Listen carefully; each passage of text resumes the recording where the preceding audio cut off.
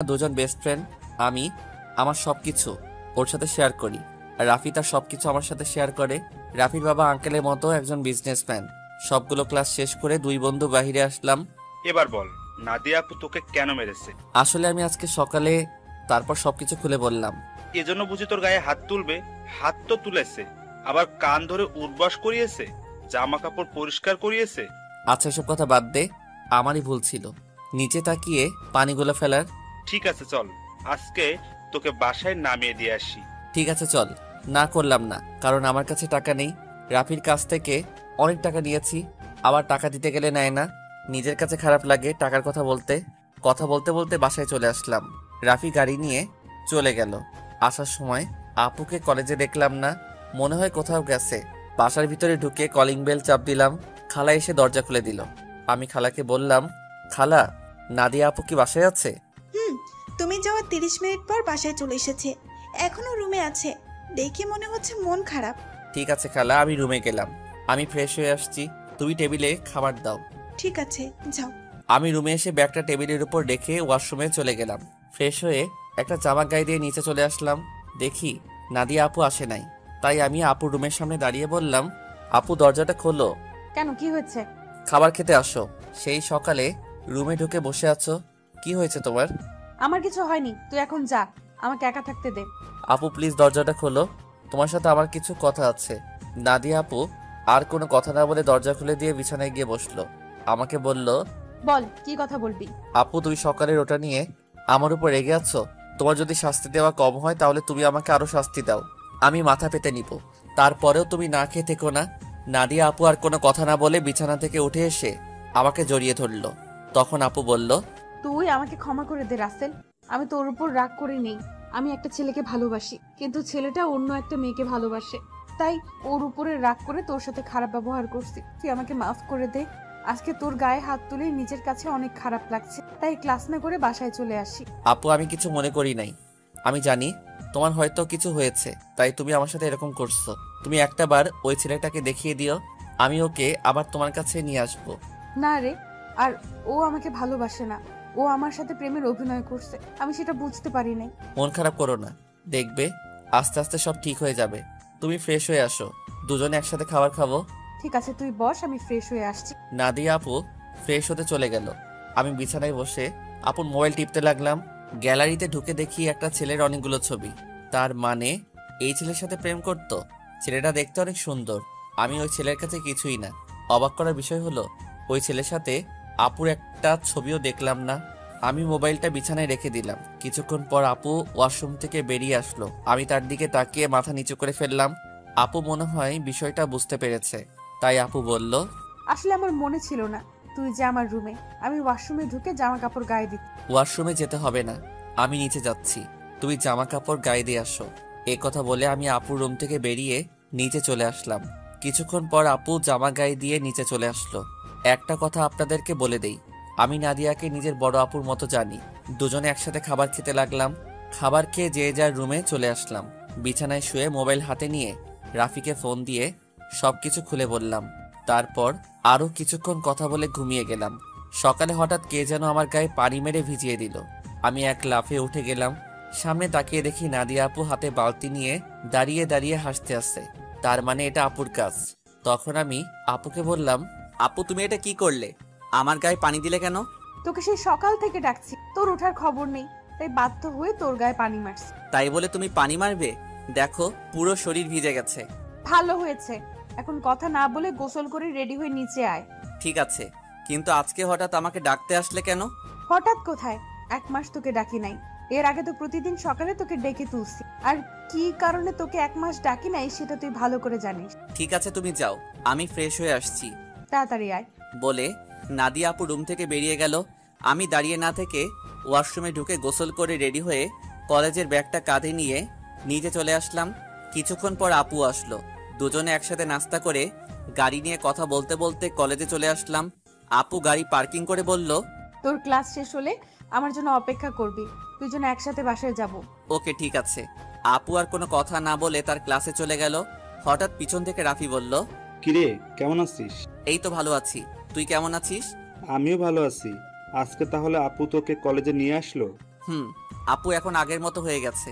এতদিন একটা ছেলের কারণে আমার সাথে খারাপ ব্যবহার করছে। ওই শালাকে যদি সামনে পাইতাম তাহলে অবস্থা খারাপ করে দিতাম। ওসব কথা বাদ দে, এখন ক্লাসে চল। ঠিক আছে, চল। আমি আর রাফি ক্লাসে চলে আসলাম। কিছুক্ষণ পর স্যার ক্লাসে আসলো। সবগুলো ক্লাস শেষ করে আমি আর রাফি বাহিরে চলে আসলাম। রাফি, তাহলে তুই বাসায় যা, আমি আপুর জন্য অপেক্ষা করছি। দুজনে একসাথে বাসায় যাব। ওকে, ঠিক আছে। রাফি আমার থেকে বিদায় নিয়ে চলে গেল। আমি আপুর জন্য অপেক্ষা করতে লাগলাম। কিছুক্ষণ পর দেখি আপু তার বান্ধবীদের সাথে ক্লাস থেকে বেরিয়ে আসতেছে। আমাকে দেখে তার বান্ধবীদের বিদায় আমার সামনে আসলো। কিরে, কোন সময় তোর ক্লাস শেষ হয়েছে? এই তো 30 মিনিট আগে। ও, আমার একটা এক্সট্রা ক্লাস ছিল, তাই আসতে একটু দেরি হয়ে গেছে। কোনো সমস্যা নেই, তুমি গাড়ি নিয়ে আসো। তুই দাঁড়া, আমি গাড়ি নিয়ে আসছি। আপু গাড়ি নিয়ে আমার সামনে আসলো। তারপর আপুর সাথে সামনের সিটে বসলাম। দুজনে কথা বলতে বলতে বাসায় চলে আসলাম। আপু তার রুমে চলে গেল, আমি আমার রুমে চলে আসলাম। ফ্রেশ হয়ে নিচে এসে আপু আর আমি একসাথে খাবার খেয়ে রুমে চলে আসলাম। দেখতে দেখতে 1 মাস চলে গেল। এখন আপুর সাথে আগের থেকে অনেক ফ্রি হয়ে গেছি। এখন আপু আমার সব সময় খেয়াল রাখে।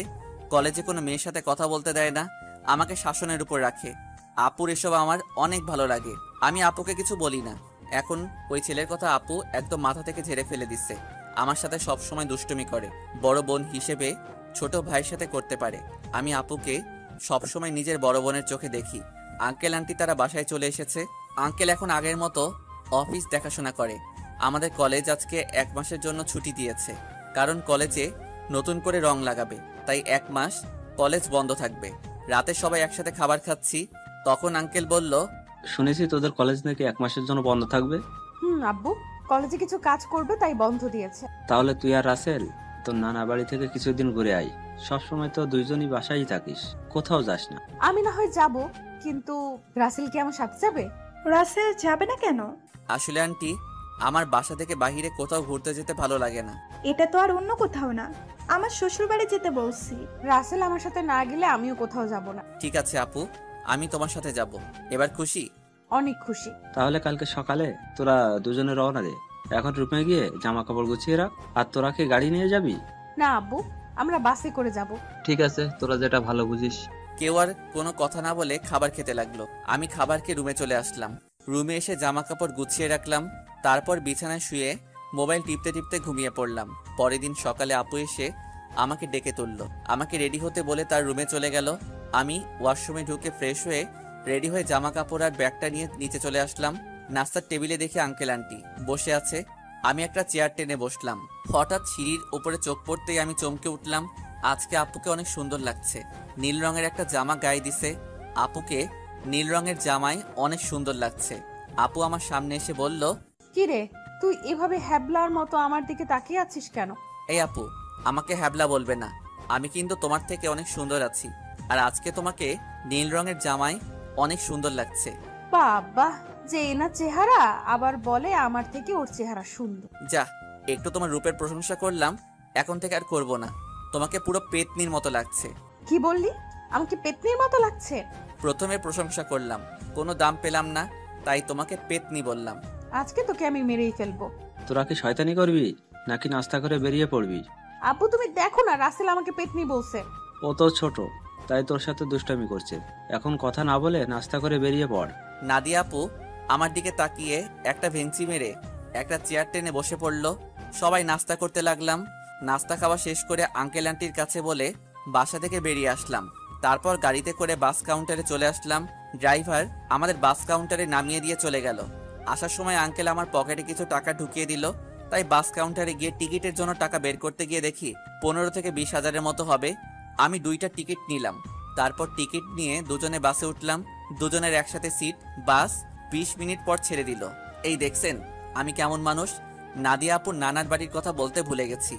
আপুর নানার বাড়ি যশোরে। আমি কখনো যাইনি, কিন্তু আপুকে একবার যেতে দেখেছি, তাই আপু সব চিনে। শোন, নানার বাড়িতে গিয়ে কোনো মেয়ের সাথে কথা বলতে পারবি না, আর রিয়ার থেকে দূরে দূরে থাকবি। আমি কি আর কখনো তোমার নানার বাড়ি গেছি? আমি তো কাউকে চিনি না। আর এই রিয়াটাকে? রিয়া হচ্ছে আমার মামাতো বোন, ও তোর সেম ক্লাসে পড়ে। ঠিক আছে, কিন্তু ও যদি আমার সাথে কথা বলতে আসে তখন কি করব? তুই বলবি না। আমি যদি না কথা বলি তাহলে বলবে আমি বোবা, আর না হয় বলবে আমি বেশি ভাব দেখাই। কথা বলবি, কিন্তু বেশি কথা বলতে পারবি না। ঠিক আছে, আমি মনে মনে বললাম, আগে তো রিয়া মেয়েটাকে একবার দেখি, পছন্দ হলে তার সাথে প্রেম করব। এই নাদিয়া আপুর জন্য আজ পর্যন্ত কোনো মেয়ের সাথে প্রেম করতে পারলাম না। তো যাই হোক, দুজনে কানে হেডফোন লাগিয়ে গান শুনতে লাগলাম। বাস এসে একটা রেস্টুরেন্টে থামলো। তখন আমি নাদিয়া আপুর দিকে তাকিয়ে দেখি ঘুমিয়ে আছে। আমি আপুকে ডাক দিলাম। আপু চোখ খুলে বলল, কিরে ডাকছিস কেন? আপু, বাস একটা রেস্টুরেন্টে থামছে, চলো দুজনে খাবার খেয়ে নেই। ঠিক আছে চল। নাদিয়া আপু আর আমি বাস থেকে নেমে রেস্টুরেন্টের ভিতরে ঢুকে গেলাম। আপু ওয়াশরুমে ঢুকে ফ্রেশ হয়ে আসলো। আমি অন্য একটা ওয়াশরুমে ঢুকে ফ্রেশ হয়ে আসলাম। দুজনে গিয়ে একটা টেবিলে গিয়ে বসলাম। আপু ওনার মতো করে অর্ডার করলো, আমি আমার মতো অর্ডার করলাম। কিছুক্ষণ পর ওয়েটার খাবার নিয়ে আসলো। দুজনে খাবার খেতে লাগলাম। খাবার খেয়ে দুজনে আবার বাসের ভিতরে চলে আসলাম। আবার আগের মতো বসে পড়লাম। বাস কিছুক্ষণ পর ছেড়ে দিল। বাস চলছে আপন গতিতে। আমরা দুজন আবার হেডফোন লাগিয়ে গান শুনতে লাগলাম। দেখতে দেখতে আমরা এখন যশোর চলে এসেছি। দুজনে বাস থেকে নেমে দেখি একটা গাড়ি আমাদের সামনে দাঁড়িয়ে আছে, আর গাড়ির সাথে একজন লোক দাঁড়িয়ে আছে। নাদিয়া মামা বলে তাকে জড়িয়ে ধরলো। আসলে আমি কখনো আপুর মামাকে দেখি নাই। ওর মামা ঢাকায় মনে হয় সহজে যায়নি, তাই চিনতে পারলাম না। আমি আর আপু পিছনের সিটে বসলাম। তখন আপুর মামা বলল, তাহলে এ হচ্ছে রাসেল? মামা, ও হচ্ছে রাসেল। তুমি তো বাহিরে ছিলে, তাই দেখো না। ও তার মানে নাদিয়ার মামা বাহিরে ছিল। তখন নাদিয়ার মামা বলল, কেমন আছো রাসেল? পড়ালেখা কেমন চলছে? জি মামা, আমি অনেক ভালো আছি, আর পড়াশোনা ভালোই চলছে। ও, তা কয়টা মেয়ের সাথে প্রেম করো? মামা, আপনি এটা কি বলছেন? আরে সমস্যা নেই, আমাকে তোমার বন্ধু ভেবে বলতে পারো। প্রেম মনে হয় আমি কখনো করতে পারবো না। একটা পেত্নির কারণে সবসময় আমাকে মেয়েদের থেকে দূরে সরিয়ে রাখে। ও মা, তাই? তা সে মানুষটাকে? আমি আপুর দিকে তাকিয়ে দেখি আমার দিকে চোখ লাল করে তাকিয়ে আছে। ভয়ে আমার গলা শুকিয়ে গেল, তাই কথা ঘুরিয়ে বললাম, আসলে আমার কলেজের এক ছেলে বন্ধু। সে বলেছে আমাদের দুজনের মধ্যে কেউ কখনো প্রেম করব না, কোনো মেয়ের সাথে বন্ধুত্ব করব। এ কারণে আজ পর্যন্ত একটা প্রেম করতে পারলাম না। আমার কথা শুনে মামা হাসতে হাসতে শেষ। আপুর দিকে তাকিয়ে দেখি এবার মুচকি মুচকি হাসছে। যাক বাবা, এবার তাহলে বেঁচে গেছি, তা না হলে খাচ্চুন্নি আজকে আমার অবস্থা খারাপ করে ছাড়তো। কথা বলতে বলতে মামা একটা বাসার ভিতরে গাড়ি ঢুকিয়ে দিল। আমি আর আপু গাড়ি থেকে নামলাম। আপু দৌড়ে ভিতরে চলে গেল। আমি এক জায়গায় দাঁড়িয়ে আছি। মামা গাড়ি পার্কিং করে আমার সামনে এসে বলল, কি ব্যাপার রাসেল, তুমি এখানে দাঁড়িয়ে আছো কেন? ভেতরে যাও। আমি কেমন করে যাব? আমি তো কাউকে চিনি না। আপু তো আমাকে না নিয়ে দৌড় দিয়ে ভিতরে চলে গেল। ও, এ ব্যাপার। ঠিক আছে, তুমি আমার সাথে আসো। এটা হচ্ছে আমাদের বাড়ি। আপনাদের বাড়িটা অনেক সুন্দর। এই বাড়িটা আব্বু বানিয়েছে প্রায় 5 কোটি টাকা খরচ করে। বাইরে থেকে যদি এত সুন্দর হয়, না জানি ভিতরে দেখতে কেমন। ভিতরে আসো, তারপর দেখো কেমন লাগে। দুজনে কথা বলতে বলতে ভিতরে গেলাম। ভিতরে ঢুকে আমি তো আরো অবাক হয়ে গেলাম। পুরো বাড়িটা রাজপ্রাসাদের মতো। বাইরে থেকে ভেতর কেমন লাগছে? অনেক সুন্দর মামা। গ্রামের ভেতরে আমাদের বাড়িটা 1 নম্বরে আছে, এমন বাড়ি আর কোথাও নাই। হুম। ঠিক আছে, তুমি উপরে গিয়ে ডান হাতের পাশের রুমে চলে যাও। যতদিন এই বাড়িতে থাকবে ততদিন ওই রুমেই থাকবে। ওকে ঠিক আছে মামা। এই বলে আমি সিঁড়ি বেয়ে উপরে উঠলাম। তারপর হাতের ডান পাশের রুমে ঢুকে গেলাম। ভিতরে ঢুকে দেখি রুমটা অনেক সুন্দর। আমি কাঁধের ব্যাগটা বিছানায় রেখে জামা কাপড় বের করে ওয়াশরুমে ঢুকে গেলাম। গোসল করে একটা জামা গায়ে দিয়ে রুম থেকে বেরিয়ে আসতেই কারোর সাথে ধাক্কা খেয়ে নিচে পড়ে গেলাম। নিচে তাকিয়ে দেখি আমি একটা মেয়ের গায়ের উপর পড়ে আছি। মেয়েটা দেখতে খুবই সুন্দর, যে কোনো ছেলে দেখলে প্রেমে পড়ে যাবে। তো যাই হোক, আমি তাড়াতাড়ি মেয়েটার উপর থেকে উঠে গেলাম। হাত বাড়িয়ে মেয়েটাকে দাঁড় করালাম। তখন আমি বললাম, সরি, বিশ্বাস করুন আমি আপনাকে দেখতে পাইনি। সমস্যা নেই, কিন্তু আপনাকে তো ঠিক চিনতে পারলাম না। আপনি কে, আর আমাদের বাড়িতে কি করে? আমি রাসেল, নাদিয়া আপুর সাথে এসেছি। আমি নাদিয়া আপুদের বাসায় থাকি। ও, তার মানে আপনি রাসেল। ফুফা ফুফির কাছে আপনার কথা শুনেছি। আমি রিয়া, নাদিয়া আপুর মামাতো বোন। ও, তার মানে আপু আসার সময় আপনার কথা বলছে? নাদিয়া আপু আপনাকে আমার ব্যাপারে কি বলছে? তেমন কিছু না, বলছে আপনি নাকি আমার সেম ইয়ারে পড়েন। বাকিটা বললাম না, শুনলে রিয়া কষ্ট পাবে, তাই ওই কথা বললাম না। তখন রিয়া বলল, ও, তার মানে আপনি আমার সেম ইয়ারে পড়েন। তাহলে আমরা আপনি করে বলছি কেন? আমরা তোর নাম এবং তুই করে বলতে পারি। ঠিক আছে, এখন থেকে তুই করে বলবো। এখন চলো নিচে যাই। আসার পর তোর আম্মুর সাথে কথা বলি নাই এবং তোর দাদা দাদির সাথে দেখা করি নাই। ঠিক আছে, চল। আমি আর রিয়া দুজনে নিচে চলে আসলাম। আপুর দিকে তাকিয়ে দেখি আমার দিকে চোখ লাল করে তাকিয়ে আছে, মনে হয় আমাকে গিলে খাবে। আসসালামু আলাইকুম মামি, কেমন আছো তুমি? আমি ভালো আছি, তুমি কেমন আছো? আমাদের বাসায় তো কখনো আসো নাই, তোমাকে অনেকবার বলছি আসা। আমি ভালো আছি মামি। আসলে মামি, আমার বাসা থেকে কোথাও যেতে ভালো লাগে না। আপু আমাকে নিয়ে এসেছে। নাদিয়া যদি না বলতো তাহলে বুঝি আসতে না? আসলে তেমন কিছু না মামি। আচ্ছা, এসব কথা বাদ দাও তো। এখন বলো, নানা নানি কোথায়? তাদের তো দেখছি না। আসলে আব্বু আম্মুকে নিয়ে তার ভাইয়ের বাসায় বেড়াতে গেছে। বুড়ো বয়সে ঘুরতে গেছে তারা? বুড়ো হলে বুঝি যেতে পারে না? আমি সেটা বলি নাই, মানে তাদের ভালোবাসা বুড়ো বয়সে এখনো আছে। এত কথা না বলে খাবার খা। খাবার খেয়ে তুই আমার রুমে আসবি, তোর সাথে আমার কথা আছে। ঠিক আছে আপু, আর কোনো কথা না। খাবার খেয়ে নিচের রুমে চলে আসলাম। কিছুক্ষণ রেস্ট নিয়ে আপু রুমের সামনে গিয়ে বললাম, আপু ভিতরে আসবো? আয় বস। আমি ভিতরে ঢুকে দেখি আপুর চোখ দিয়ে পানি পড়ছে। তখন আমি আপুকে বললাম, আপু তোমার কি হয়েছে? তোমার চোখ দেখে বোঝা যাচ্ছে তুমি মনে হয় কান্না করছো। তোকে আসার সময় কি বলছি তোর মনে নেই? তুই রিয়ার সাথে কথা বলছিস কেন? বারে, কথা বললে সমস্যা কোথায়? তোমাকে বলছি না আমি বেশি কথা বলবো না। ঠিক আছে, তুই এখন আমার রুম থেকে কোথাও যাবি না, আমার রুমে বসে থাকবি। আপু, পুরোটা রাস্তায় জার্নি করে আসছি, তাই ভাবছি একটা ঘুম দিমু। তাহলে আমার রুমে ঘুমিয়ে পড়, তোর রুমে যাওয়া লাগবে না। যদি বাড়ির মানুষ অন্য কিছু ভাবে তখন কি হবে? এই বাসার সবাই জানে আমি তোর থেকে বড়, তাহলে অন্য কিছু ভাববে না। কথা না বলে ঘুমিয়ে পড়। আমি আর কোনো কথা না বলে আপুর বিছানায় ঘুমিয়ে পড়লাম। এবার আপনাদের কিছু কথা বলি। আসলে নানা নানি এবং মামি অনেকবার ঢাকায় গেছে, তাই ওদের চিনি। কিন্তু রিয়া কখনো ঢাকায় যায়নি, আর কেন যায় না সেটা আমি বলতে পারবো না। আমার ঘুম আসার পর আপু আমার দিকে তাকিয়ে আছে আর মনে মনে বলে, রাসেল তুই কি আমার মুখের কথা বুঝতে পারিস না? আমি তোর এত খেয়াল কেন রাখি? তোকে কোনো মেয়ের সাথে কথা বলতে দেইনি কেন? কারণ আমি তোকে অনেক ভালোবাসি। তোকে যদি আমার জীবনে না পাই তাহলে আমার এই জীবন শেষ করে দিব। আমি তোকে অন্য মেয়ের সাথে সহ্য করতে পারবো না। এই কথা বলে আপু আমার কপালে এবং গালে 4-5টা চুমু খেলো। তারপর রুম থেকে বেরিয়ে রিয়ার রুমে গেল। রিয়া বিছানায় শুয়ে কি যেন ভাবছে। তখন আপু রিয়ার পাশে বসে বলল, কি রে রিয়া, তোকে দেখে বোঝা যাচ্ছে তুই কিছু একটা নিয়ে চিন্তিত আছিস। আসলে আপু তেমন কিছু না। এখন বলো হঠাৎ আমার রুমে? কেন, তোর রুমে কি আসা যাবে না? আরে আমি ওইভাবে বলিনি। আচ্ছা ওটা বাদ দাও। তোমাকে একটা কথা বলি, রাসেল কি কোনো মেয়ের সাথে প্রেম করে? কেন, আমার জানা মতে রাসেল কোনো মেয়ের সাথে প্রেম করে না। তা এটা কেন জিজ্ঞেস করলি? না আপু, এমনি জিজ্ঞাসা করলাম। তা আপু তোমার লেখাপড়া কেমন চলছে? আমার তো ভালোই চলছে, তোর কেমন চলছে? আমারও ভালোই চলছে। ঠিক আছে তুই থাক, আমি রুমে গেলাম। এই কথা বলে আপু নিজের রুমে চলে আসলো। আর এদিকে রিয়া ভাবছে, তাহলে আমার লাইন ক্লিয়ার, আমি রাসেলকে আমার করে নিব। আমি ওকে প্রথম দেখাই ভালোবেসে ফেলেছি। আমাকে যে করেই হোক রাসেলের মন জয় করতে হবে।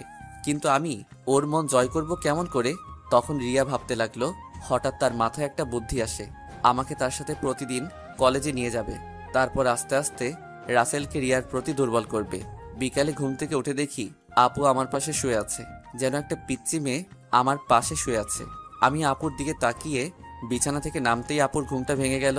কি ব্যাপার আপু, তুমি উঠলে কেন? ঘুম ভেঙে গেছে তাই উঠে গেলাম। তুই ফ্রেশ হয়ে আয়, দুজনে মিলে গ্রামটা ঘুরে দেখবো। ঠিক আছে, আমি রুমে গিয়ে ফ্রেশ হয়ে আসছি। এই বলে আপুর রুম থেকে বেরিয়ে নিজের রুমে চলে আসলাম। ওয়াশরুমে ঢুকে ফ্রেশ হয়ে একটা জামা গায়ে দিয়ে নিচে নেমে আসলাম। নিচে এসে দেখি রিয়া সোফায় বসে টিভি দেখছে। আমাকে দেখে সামনে এসে বলল, কি রে, তুই কি কোথাও যাবি? আপু, আর আমি তোদের গ্রামটা ঘুরে দেখব। আপু ফ্রেশ হয়ে আসছে। ঠিক আছে, তোরা আমার জন্য কিছুক্ষণ অপেক্ষা কর, আমিও তোদের সাথে যাব। এই বলে রিয়া দৌড় দিয়ে তার রুমে চলে গেল। কিছুক্ষণ পর আপু বেরিয়ে আসলো। আপুকে দেখতে অনেক সুন্দর লাগছে। আপু আমার সামনে এসে বলল, রাসেল আমি রেডি, এবার চল। একটু দাঁড়াও। রিয়া বলেছে সেও আমাদের সাথে যাবে, আমাদের অপেক্ষা করতে বলছে। আপু রিয়ার কথা শুনে মুখটা বেজার করে ফেললো। আমি বুঝতে পারছি, কিন্তু আমি তো আর রিয়াকে মানা করতে পারবো না। কিছুক্ষণ পর রিয়াও বেরিয়ে আসলো। রিয়াকেও অনেক সুন্দর লাগছে, হালকা মেকআপ করছে, তাতে অনেক সুন্দর লাগছে রিয়াকে। তারপর আমরা তিনজন বাসা থেকে বেরিয়ে গ্রামের ভিতর দিয়ে হাঁটতে লাগলাম। গ্রামের দৃশ্য দেখতে অনেক সুন্দর, মন চায় সারাদিন সবুজ শ্যামলে গ্রামটা ঘুরে দেখতে। কি সুন্দর বাতাস বয়ে যাচ্ছে, বাতাসে আপু এবং রিয়ার চুল উঠছে। তাদের দিকে তাকিয়ে দেখি ওরা দুজন আমার দিকে তাকিয়ে আছে। আমি তো কিছুই বুঝতে পারলাম না। ঘুরতে ঘুরতে রাত 8টা বেজে গেল। আসলে আমরা রিয়াদের বাজারে আসছি, এখানে ফুচকা আইসক্রিম খেয়েছি। আপু বেশি খাইনি, চেহারাটা কেমন করে যেন রেখেছে। মনে হয় রিয়াকে সাথে করে আনার জন্য মন খারাপ করে ফেলছে। তো যাই হোক, তিনজনে হাঁটতে হাঁটতে বাসায় চলে আসলাম। যে যার রুমে চলে আসলাম। আমি ওয়াশরুমে ঢুকে ফ্রেশ হয়ে নিচে চলে আসলাম। সবার সাথে খাবার খেতে লাগলাম। আপু খাবার খাচ্ছে না, হঠাৎ হাত ধুয়ে রুমে চলে গেল। আমি হালকা কয়েকটা খাবার খেয়ে আপুর রুমে চলে আসলাম। রুমে এসে দেখি আপু বিছানায় শুয়ে আছে। আমি আপুর সামনে গিয়ে বললাম, আপু আমি রিয়াকে আমাদের সাথে যেতে বলি নাই, সে নিজে এসেছে আমাদের সাথে। আপু কোনো কথা বলছে না, আবার অন্যদিকে মুখ ঘুরিয়ে নিল। এবার আমি আপুকে আমার দিকে ঘুরিয়ে বললাম, আপু তুমি কি আমার উপর রেগে আছো? প্লিজ, তুমি এভাবে মন খারাপ করে থাকলে আমার কাছে একটু ভালো লাগে না। হঠাৎ আপু আমার সাথে এমন কিছু করবে সেটা আমি কখনো ভাবতেই পারিনি। আপু আমাকে জড়িয়ে ধরে ঠোঁটের সাথে ঠোঁট লাগিয়ে পাগলের মতো কিস করতে লাগলো। আমি ছাড়ার চেষ্টা করছি কিন্তু আপু আমাকে শক্ত করে ধরে আছে। প্রায় 5 মিনিট পর ছেড়ে দিয়ে কান্না করতে করতে বলল, তুই কি কিছু বুঝিস না? আমি কেন তোকে অন্য মেয়ের সাথে কথা বলতে দিই না? তোকে সবসময় চোখে চোখে রাখি, তোরা তো কেয়ার করি, কারণ আমি তোকে ভালোবাসি। আমি তোকে অন্য মেয়ের সাথে কথা বলতে দেখলে সহ্য করতে পারি না। আমি তোকে অনেক ভালোবাসি রাসেল। আমি তো আপুর কথা শুনে অবাক হয়ে গেলাম। আপু এটা কি বলছে? তখন আমি আপুকে বললাম, আপু তোমার মাথা কি ঠিক আছে? তুমি এটা কি বলছো? আমি তোমাকে বড় বোনের মতো সম্মান করি। আমি মনে করছি তুমি আমাকে ছোট ভাই হিসেবে এত কেয়ার এবং খেয়াল রাখো। না, আমি তোকে ভালোবাসি বলে এত কেয়ার এবং খেয়াল রাখি। প্লিজ রাসেল, তুই আমাকে ফিরিয়ে দিস না। আপু এটা কখনো সম্ভব নয়। তুমি আমার 2 বছরের বড়। এটা পরিবারের এবং আঙ্কেল আন্টি কখনো মেনে নিবে না। সমাজের মানুষ নানান ধরনের কথা বলবে। আমি পারবো না তোমাকে ভালোবাসতে। তুই যদি আমাকে ভালো না বাসিস তাহলে আমি নিজেকে শেষ করে দিব। আমি তোকে ছাড়া বড় অসহায়। আমি তোকে ছাড়া থাকতে পারবো না। এই তোমাদের মতো মেয়েদের বাংলা সিনেমার মতো একটা ডায়লগ আছে, কাউকে নিজের করে না পেলে আত্মহত্যা করবে, হাত কেটে ফেলবে, ছাদ থেকে লাফ দিবে, এমনকি বিষ খাবে। এগুলো ছাড়া আর কি তোমরা কিছু করতে পারো না? যাকে ভালোবাসি তাকে যদি নিজের করে না পাই, তাই মেয়েরা এসব করতে বাধ্য হয়। আমি তোকে সত্যিই অনেক ভালোবাসি। আপু আমি তোমাকে বোনের মতো জানি। আমি তোমাকে কখনো ভালোবাসতে পারবো না। তুমি এসব বিষয়ে আমার সাথে কথা বললে আমি তোমাদের সবাইকে ছেড়ে চলে যাব। না না, তুই কোথাও যাস না। তোকে না দেখলে আমি থাকতে পারবো না।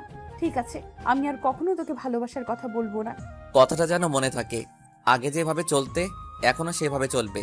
আমি এখন রুমে গেলাম। এই বলে নিজের রুমে চলে আসলাম। রুমে এসে বিছানায় শুয়ে আপুর কথাগুলো ভাবতে লাগলাম। আপু এটা কেমন করে বলল? আঙ্কেল আন্টি যদি জানতে পারে তাহলে আমাকে বাসা থেকে বের করে দিবে। তারপর আমি কোথায় যাব? এসব কিছু ভাবতে ভাবতে কখন যে ঘুমিয়ে গেছি মনে নাই। সকালে রিয়া রুমে এসে ডাকতে লাগলো। ওই রাসেল, ওর তাড়াতাড়ি। কি হয়েছে, ডাকছিস কেন? আজকে তুই আমার সাথে কলেজে যাবি, তাই তোকে ডাকতে আসলাম। আমি তোর কলেজে যাব কেন?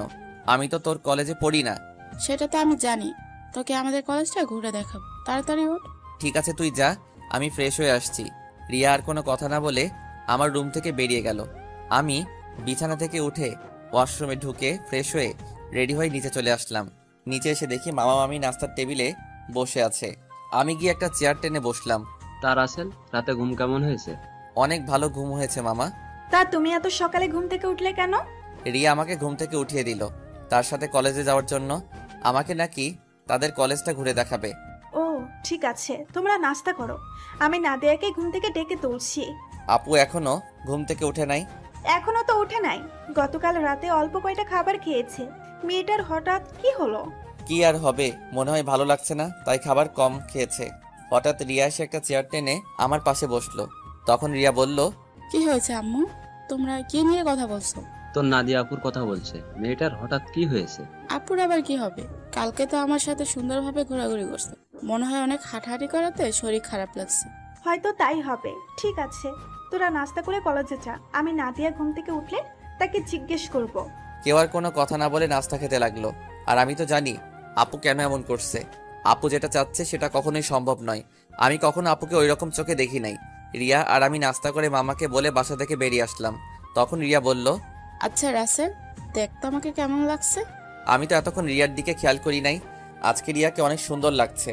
রিয়ার সৌন্দর্য ফুটে তুলছে তার ঠোঁটের পাশের তিলটাই। তখন আমি বললাম, আজকে তোকে অনেক সুন্দর লাগছে। যে কোনো ছেলে দেখলে প্রেমে পড়ে যাবে। কোনো ছেলে পড়ার দরকার নেই, তুই পড়লেই হবে। ওই বিড়বিড় করে কি বলছিস? কিছু না, একটা রিক্সা ডাক দে। বাসায় গাড়ি থাকতে রিক্সা করে কলেজে যাবি কেন? আমার মন বলছে তুই একটা রিক্সা ডাক দে।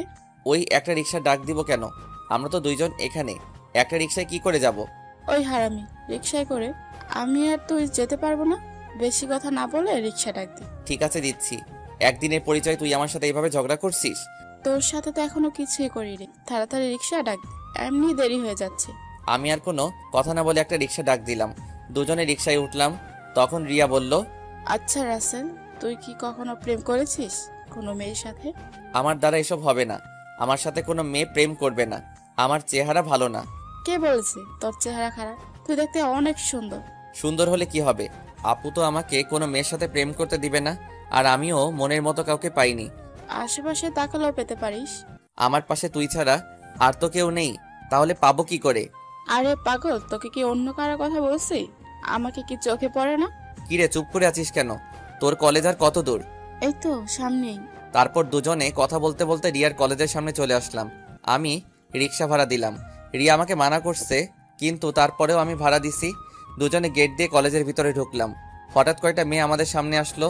তাদের একটা মেয়ে বলল, কিরে রিয়া, তোর সাথে উনি কে? আগে তো কখনো দেখিনি। আরে আমার মনে হয় কি আমাদের রিয়ার বয়ফ্রেন্ড। দেখতে কিন্তু অনেক সুন্দর।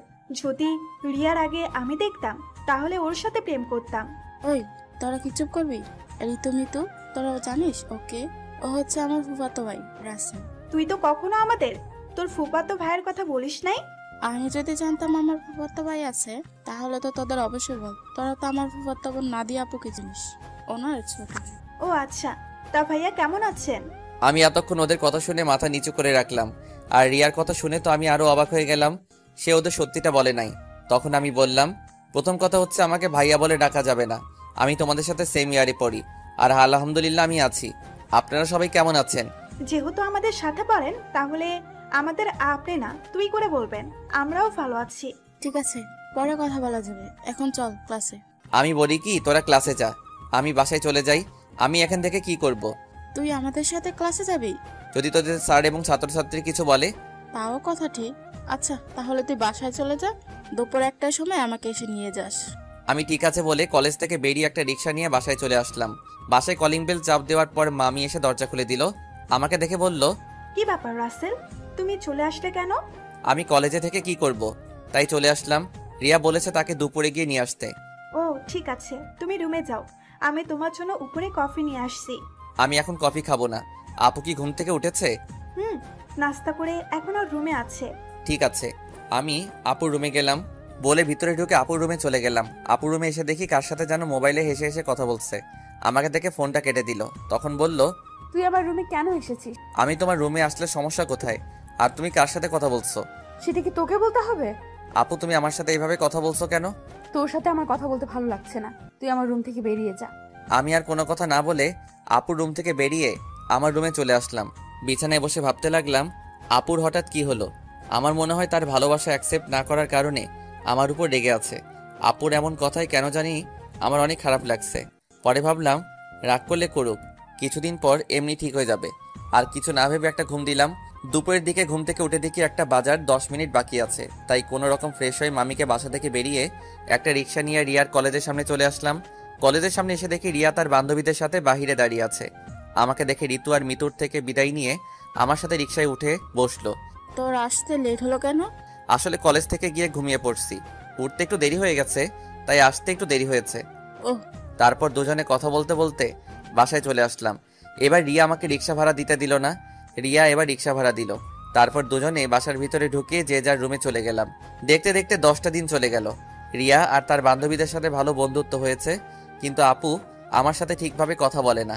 সব সময় কার সাথে যেন ফোনে হেসে হেসে কথা বলে। আপুর এড়িয়ে চলা আমার অনেক খারাপ লাগে। এখন কেন জানি আপু ফোনে কারোর সাথে হেসে হেসে কথা বললে আমার কেমন জানি লাগে।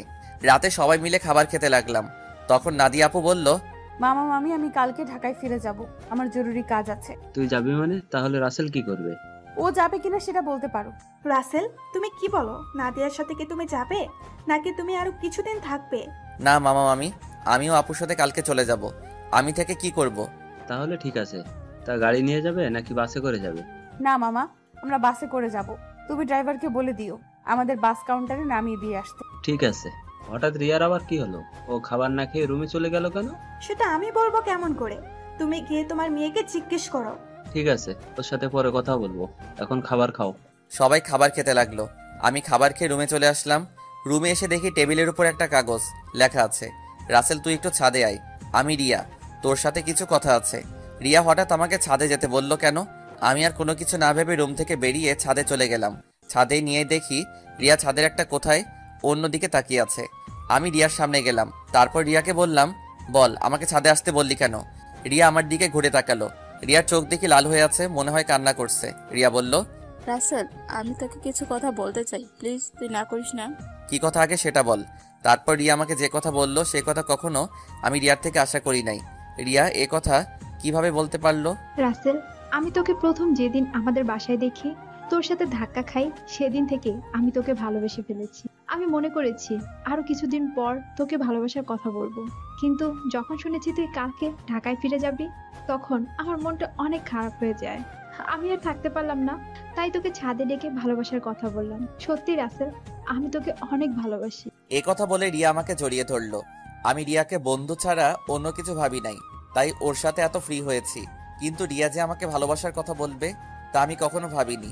আমি রিয়াকে আমার থেকে ছেড়ে বললাম, দেখ রিয়া, আমি তোকে বন্ধু ছাড়া অন্য কিছু কখনো ভাবিনি। আমি তোকে ভালোবাসতে পারবো না। তুই প্লিজ রাগ করিস না। তুই আমার থেকে অনেক ভালো ছেলে পাবি। আমাকে তুই ভুলে যা। রিয়া আমার কথা শুনে জোরে জোরে কান্না করে দিল। তারপর রিয়া বলল, তুই কেন আমাকে ভালোবাসতে পারবি না? আমি কি দেখতে খারাপ? কেন ভালোবাসতে পারবো না সেটা আমি বলতে পারবো না। আর তুই দেখতে অনেক সুন্দর। ঠিক আছে, জোর করে তার ভালোবাসা পাওয়া যায় না, কিন্তু আমি তোকে কখনো ভুলতে পারবো না। তোকে আমি অনেক ভালোবেসে ফেলেছি। প্লিজ তুই পাগলামি করিস না। দেখবি তুই আমার থেকে ভালো ছেলে পাবি। ঠিক আছে, আমি রুমে গেলাম। এ কথা বলে রিয়া ছাদ থেকে নেমে গেল। এই কারণে মেয়েদের সাথে বন্ধুত্ব করি না। আমি আর কিছু না ভেবে ছাদ থেকে নেমে নিজের রুমে চলে গেলাম। বিছানায় শুয়ে পড়লাম। পরের দিন সবার থেকে বিদায় নিয়ে আমি আর আপু বেরিয়ে আসলাম। রিয়া আর আমার সামনে আসে নাই। ড্রাইভার আমাদের বাস কাউন্টারে নামিয়ে দিয়ে চলে গেল। আসার সময় আপু একটা কথাও বলে নাই আমার সাথে। আপুর এত পরিবর্তনে আমার অনেক খারাপ লাগছে। আপুর দুষ্টমিগুলো কেয়ার করা সবকিছু মিস করছি। আগে ঢাকায় ফিরে যাই, তারপর আপুর সাথে কথা বলবো। টিকিট কেটে দুজনে বাসে উঠলাম। দুজনের সিট একসাথে পড়েছে। আপু জানালার পাশে গিয়ে বসলো। দেখতে দেখতে আমরা ঢাকায় এসে পৌঁছে গেলাম। ড্রাইভার আঙ্কেল আমাদেরকে নেওয়ার জন্য গাড়ি নিয়ে অপেক্ষা করছে। আমি আসার সময় ড্রাইভার আঙ্কেলকে ফোন দিয়ে আসতে বলেছি। দুজনে বাস থেকে নেমে গাড়িতে গিয়ে বসলাম।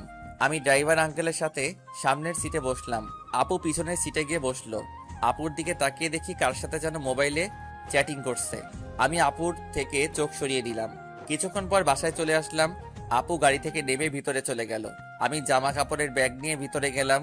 আন্টি বলল, কি ব্যাপার রাসেল, তোমরা এত তাড়াতাড়ি বাসে আসলে যে?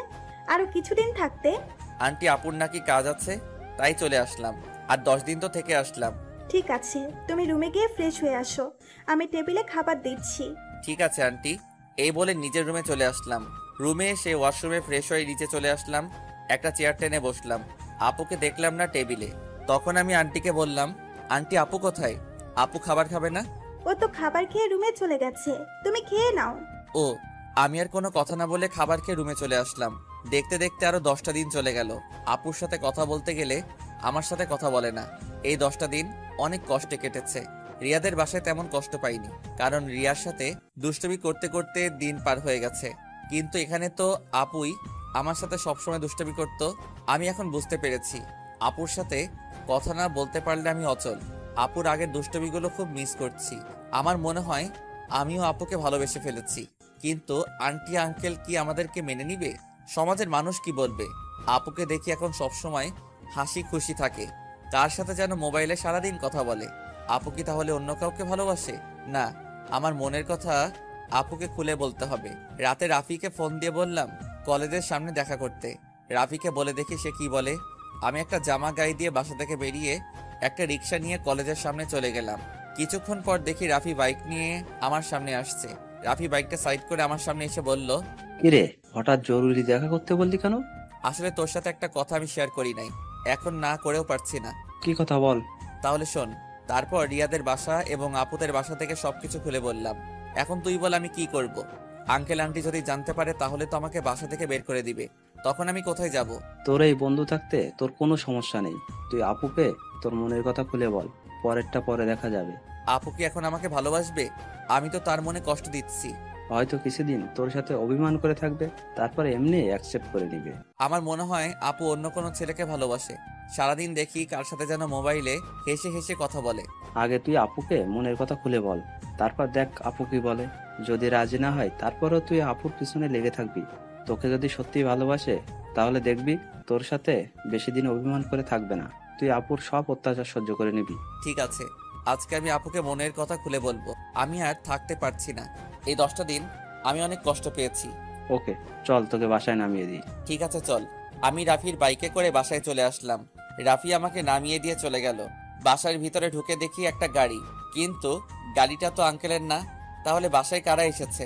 আমি দরজার সামনে দাঁড়িয়ে কলিং বেল চাপ দিলাম। খালা এসে দরজা খুলে দিল। আমি ভিতরে ঢুকে দেখি আপু শাড়ি পরে মেহমানদের সামনে বসে আছে। আবার একটা ছেলে দেখি তাদের সাথে আছে। আঙ্কেল দেখি বাসায়। সবাইকে অনেক খুশি খুশি লাগছে। আমাকে দেখে আঙ্কেল বলল, রাসেল, তুমি সকালে কোথায় গিয়েছিলে?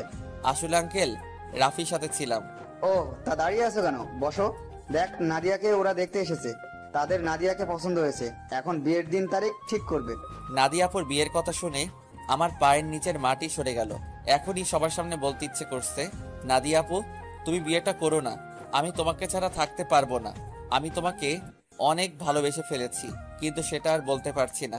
তাদের দেখে বোঝা যাচ্ছে তারা এই বিয়েতে অনেক খুশি। সবচেয়ে বড় কথা হলো আপুকেও দেখি অনেক খুশি।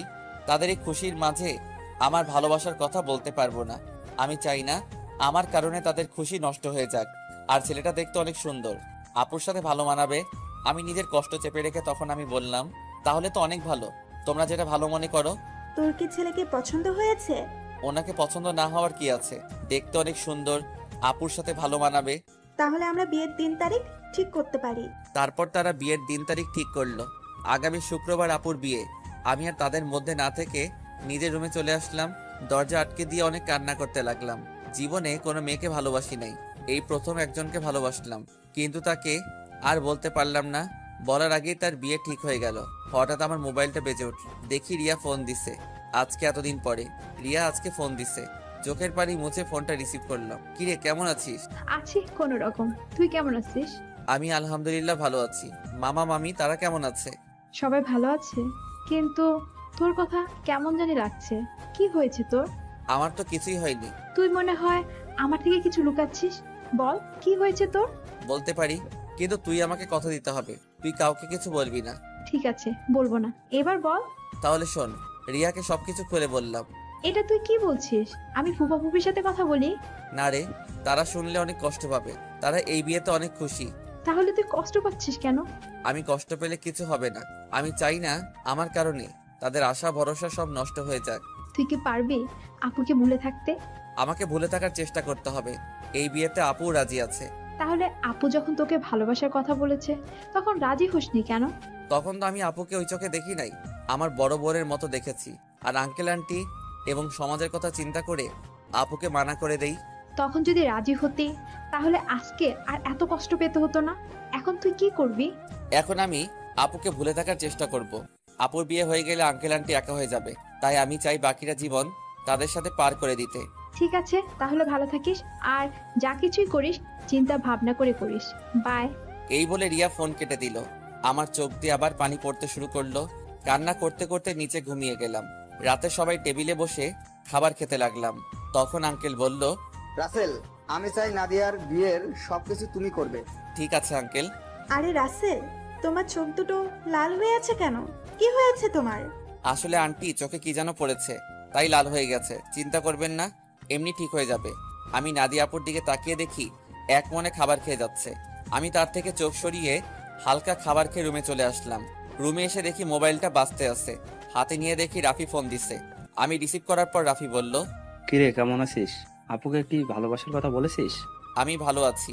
আর আপুকে ভালোবাসার কথা বলতে পারি নাই। কেন, কি হয়েছে? আপুর বিয়ে ঠিক হয়ে গেছে, তাই আর আমার মনের কথা খুলে বলতে পারি নাই। কি বলছিস তুই? কোথায় বিয়ে ঠিক হয়েছে? ছেলের বাড়ি কোথায় সেটা বলতে পারবো না। ছেলেটা দেখতে অনেক সুন্দর। তুই আমাকে বাসার সামনে নামিয়ে দিয়ে যাওয়ার পর তারপর সব খুলে বললাম। এটা তুই কি বলছিস? তুই কি পারবি আপুকে বলে থাকতে?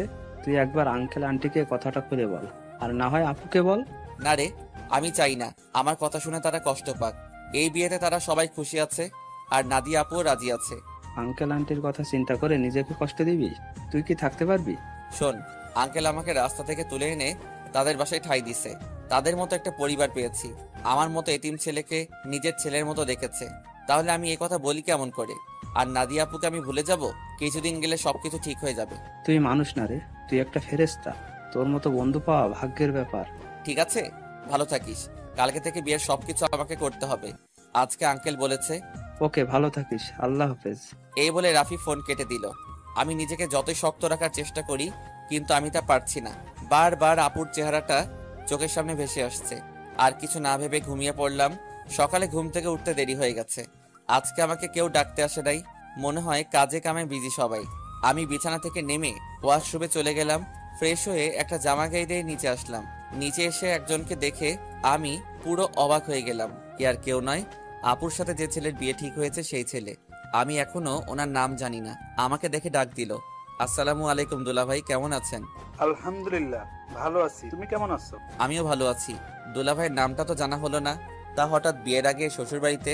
আমার নাম রনি, নিজের অফিস দেখাশোনা করছি। আর আজকে নাদিয়াকে নিয়ে মার্কেটে যাব বিয়ের কেনাকাটা করতে। আমি চাই নাদিয়ার পছন্দ মতো সবকিছু কিনে দিতে। খুব ভালো। তা আপু কোথায়? নাদিয়া রেডি হয়ে আসছে, তুমিও আমাদের সাথে চলো। না দুলাভাই, আঙ্কেল আমাকে বিয়ের সবকিছুর দায়িত্ব দিছে। আমি নাস্তা করে বাহিরে গিয়ে বিয়ের কার্ডের অর্ডার, ডেকোরেশন সবকিছু করে আসতে হবে। আমার হাতে অনেক কাজ। আপনি আপুকে নিয়ে যান। তোমার যখন কাজ আছে তাহলে তো আর জোর করা যাবে না। চলুন, নাস্তা করবেন। আমি বাসা থেকে করে এসেছি, তুমি করে নাও। ঠিক আছে বলে নাস্তা টেবিলে চলে আসলাম। খালা আমাকে নাস্তা দিয়ে গেল। হঠাৎ সিঁড়ির উপর চোখ গেল, দেখি আপু সুন্দরভাবে সেজেগুজে নিচে নামছে। আপুকে দেখতে অনেক সুন্দর লাগছে। আপু আমার দিকে তাকাতেই আমি চোখ সরিয়ে নিলাম। তারপর তারা দুজনে বাসা থেকে বেরিয়ে গেল।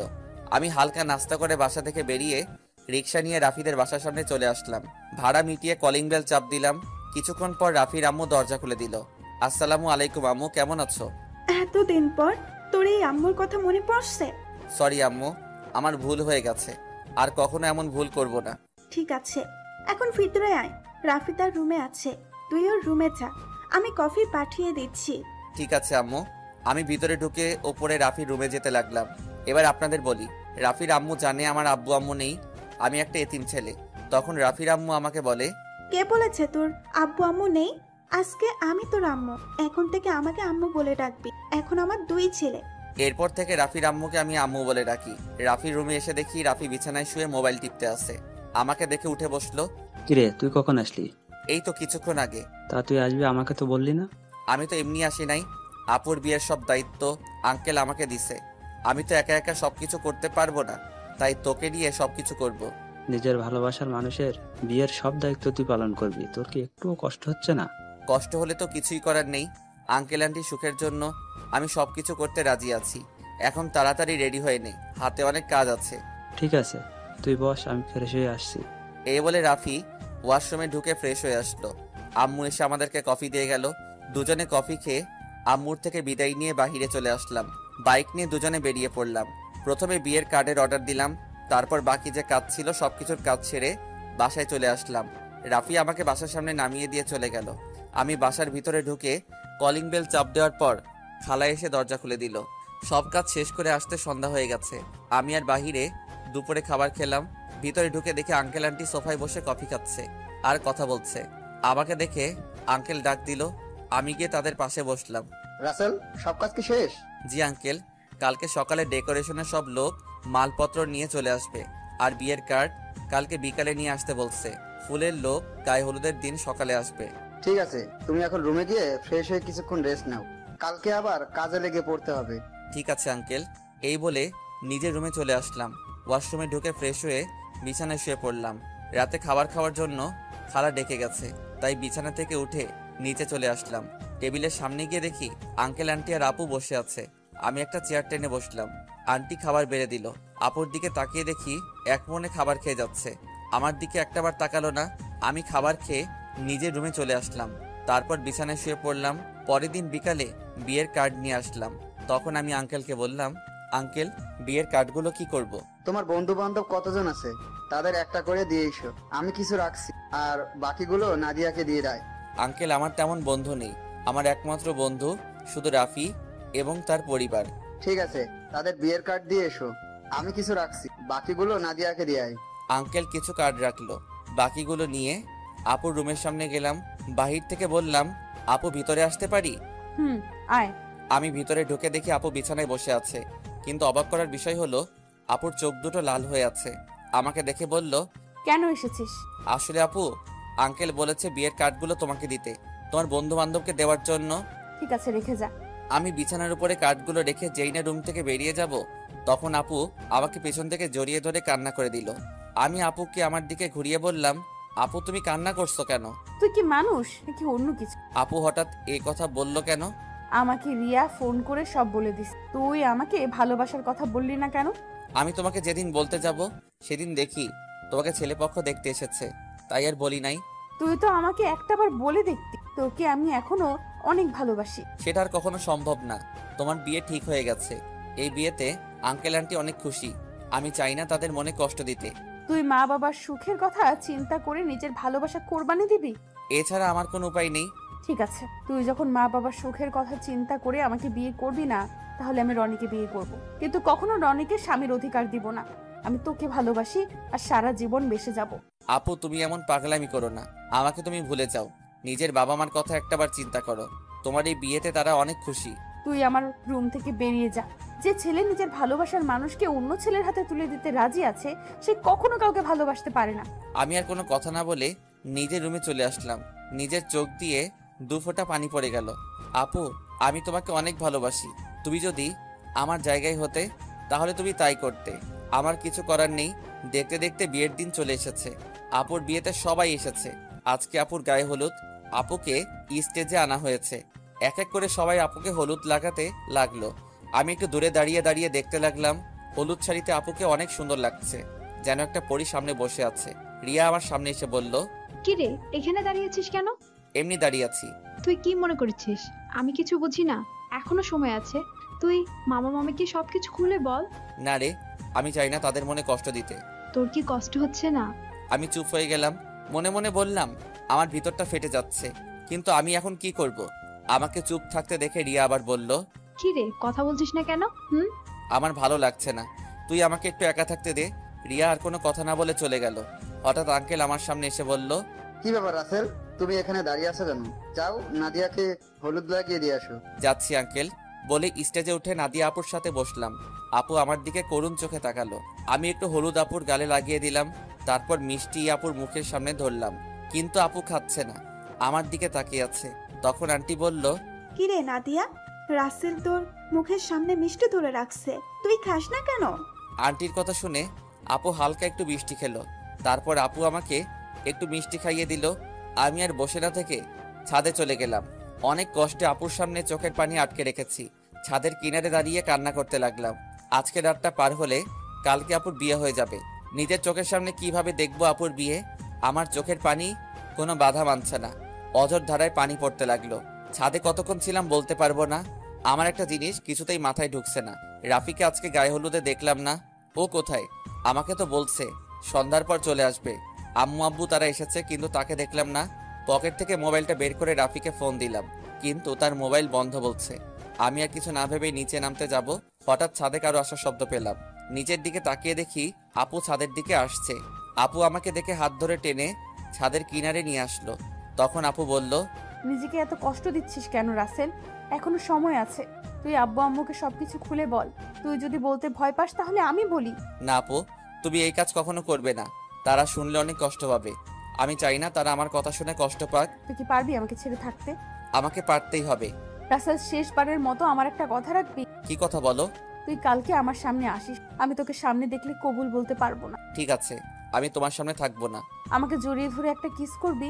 কালকের পর তো অন্য পুরুষের সাথে থাকতে হবে। এখানে অন্য পুরুষ কোথায় থেকে আসলো? সে তো হবে তোমার স্বামী। কিন্তু আমি তো তাকে কখনো স্বামী হিসেবে মানবো না। আমি শুধু তোকে ভালোবাসি। প্লিজ আপু, তুমি আমাকে ভুলে যাও। স্বামী সংসার নিয়ে নতুন জীবন শুরু করো। আমি কখনো তোকে ছাড়া নতুন জীবন শুরু করতে পারবো না। আপু, তোমাকে আমার কসম দিয়ে বলছি, তুমি আঙ্কেল আন্টির মনে কষ্ট দিও না। সব বাবা মা চায় তার মেয়ে যেন সুখী থাকে। ঠিক আছে, তুই যা বলছিস তাই হবে। এখন আমাকে শেষবারের মতো জড়িয়ে ধরে একটা কিস কর। তোর কাছে এটাই আমার শেষ চাওয়া। আপু, তোমাকে জড়িয়ে ধরতে পারবো, কিন্তু কিস করতে পারবো না। এটা একমাত্র তোমার স্বামীর অধিকার। ঠিক আছে, তাহলে জড়িয়ে ধর। আমি আপুকে জড়িয়ে ধরলাম। আপু শুধু চোখের পানি ফেলছে। আমাকে কিছুক্ষণ জড়িয়ে ধরে নিচে নেমে গেল। পরের দিন আমি কাজে বিজি থাকতে শুরু করলাম। সবকিছু ঠিকঠাক মতো দেখিয়ে দিতে লাগলাম। কিছুক্ষণ পর আম্মু আমার সামনে আসলো। কিরে রাসেল, তোকে গতকাল থেকে ঠিকভাবে দেখতে পাচ্ছি না, কোথায় কোথায় থাকিস? আসলে আম্মু, আপুর বিয়ের সব দায়িত্ব আমার হাতে, তাই কাজে কামে এদিক ওদিক দৌড়াতেছিলাম। তোর চোখ দুটো দেখে লাল হয়ে আছে, কি হয়েছে তোর? আমার কিছু হয়নি আম্মু, এমনি রাতে একটু ঘুম কম হয়েছে। বেশি রাতে ঘুমাইছি তো, আবার সকাল সকাল ঘুম থেকে উঠে কাজে লেগে পড়ছি। ঠিক আছে, তুই থাক, ভেতরে যাচ্ছি। ওকে আম্মু। আচ্ছা আম্মু, রাফি কোথায়? কালকে থেকে রাফিকে দেখছি না, ওর মোবাইলও বন্ধ। আমাকে তো বলছে তার কি একটা কাজ আছে, তাই সে আসতে পারবে না, কিন্তু আজকে দুপুরে চলে আসবে বলছে। মোবাইল বন্ধ কেন সেটা তো বলতে পারবো না। ও, আম্মু আর কোনো কথা না বলে চলে গেল। আমি আবার কাজে লেগে পড়লাম। দেখতে দেখতে দুলা আসার সময় হয়ে গেছে। এদিকে আমার সবকিছু ঠিকঠাক মতো হয়ে গেছে। আমি রুমে এসে ফ্রেশ হয়ে একটা পাঞ্জাবি গায়ে দিয়ে রুম থেকে বেরিয়ে যেতেই হঠাৎ রিয়া আমার রুমে আসলো। কিরে তুই হঠাৎ আমার রুমে? রাসেল, তোর অনেক কষ্ট হচ্ছে তাই না রে? আমি সব কষ্ট মাটি চাপা দিয়ে দিছি। হয়তো নাদিয়া আপু আমার কপালে ছিল না, তাই এরকম আমার সাথে হয়েছে। আমি তার জন্য দোয়া করি, সে যেন স্বামী সংসার নিয়ে সুখে থাকে। তোকে কিছু বলার ভাষা নেই আমার। তুই আসলে মানুষ না, তুই একটা ফেরেশতা। ঠিক আছে, দুলা আসার সময় হয়ে গেছে, এখন বাহিরে যেতে হবে। চল দুজনে একসাথে যাই। ঠিক আছে, চল। আমি আর রিয়া রুম থেকে বেরিয়ে গেটের সামনে গেলাম। দেখি জামাই চলে এসেছে। আমি জামাইকে দেখে অন্যদিকে চলে গেলাম। সবাই জামাইকে নিয়ে ভিতরে ঢুকলো, তারপর স্টেজে নিয়ে বসালো। কিছুক্ষণ পর নাদিয়া আপুকে নিয়ে আসলো। আজকে আপুকে লাল বেনারসিতে অনেক সুন্দর লাগছে। আপুকে জামাইয়ের সাথে বসানো হলো। তারপর চারদিকে তাকাতে লাগলো, হয়তো আমাকে খুঁজতে আছে, কিন্তু আমি লুকিয়ে লুকিয়ে তাকে দেখছি। কিছুক্ষণ পর কাজী এসে বিয়ে পড়াতে লাগলো। যখন নাদিয়া আপুকে কবুল বলতে বলল, তখন আপু চুপ করে আছে। সবাই আপুকে বলছে কবুল বলার জন্য, কিন্তু আপু বলছে না। যেই না আপু সবার জোরাজোরিতে কবুল বলতে যাবে, তখন হঠাৎ রাফি কোথা থেকে এসে বলল, এই বিয়ে বন্ধ করুন। কি হয়েছে রাফি, তুমি বিয়ে বন্ধ করতে বললে কেন? আপনারা যার সাথে আপুর বিয়ে দিচ্ছেন তার সম্বন্ধে ভালো করে খোঁজ খবর নিয়েছেন? কি বলতে চাও তুমি? সবাই তো বলছে ছেলে ভালো। এই ছেলে ভালো না, ও একটা মেয়েকে বিয়ে করবে বলে তার সবকিছু কেড়ে নিয়ে গেছে। তোমার কাছে কি প্রমাণ আছে যে রনি খারাপ ছেলে? আমি জানতাম আপনারা এটাই বলবেন, তাই তো ওই মেয়েটাকে সাথে করে নিয়ে এসেছি। কোথায় আপু, সামনে এসো। রাফির কথা শুনে একটা মেয়ে সবার সামনে আসলো। মেয়েটাকে দেখে রনির চোখ বড় বড় হয়ে গেল। তখন রাফি বলল, বোন, তুমি সবার কাছে সত্যিটা খুলে বলো।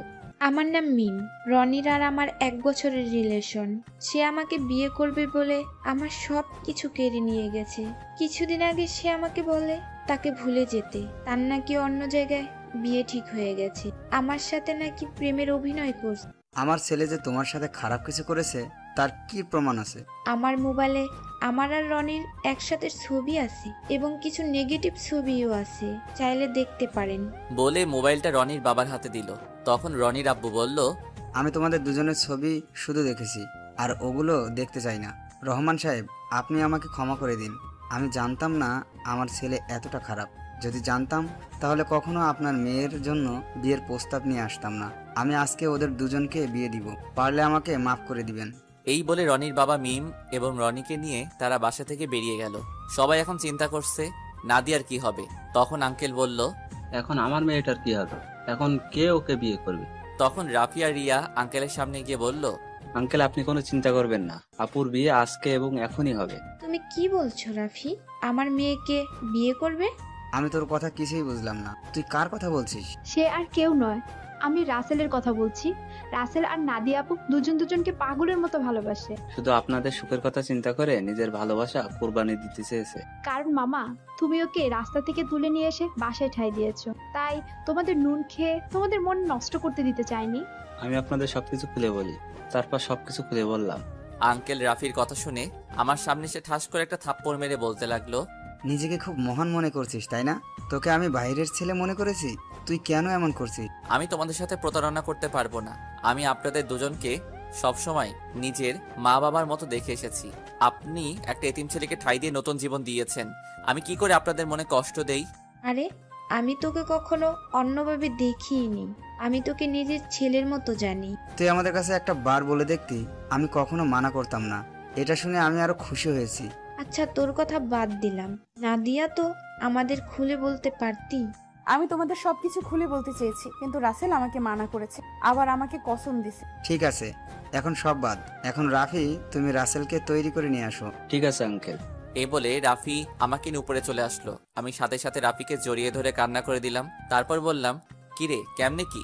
আমার পাঠক পাঠিকারা তো কিছুই বুঝতে পারছে না, একটু সবাইকে খুলে বলো। ঠিক আছে বলছি। আমি গতকাল দুপুরে মার্কেটে যাচ্ছিলাম আপুর বিয়ের উপহার কিনতে। তখন হঠাৎ দেখি একটা মেয়ে রনির মতো একটা ছেলের সাথে কথা বলছে। হঠাৎ ছেলেটা মেয়েটাকে ঠাস করে 2টা থাপ্পড় মেরে চলে যায়। ছেলেটা যে সময় গাড়িতে উঠবে তখন তার চেহারা দেখে অবাক হয়ে যায়, কারণ সে ছিল রনি ভাই। আমি আর দাঁড়িয়ে না থেকে মেয়েটার কাছে গেলাম। তখন তাকে জিজ্ঞেস করি, ওই ছেলেটার সাথে তোমার কি সম্পর্ক? তারপর মেয়েটি সব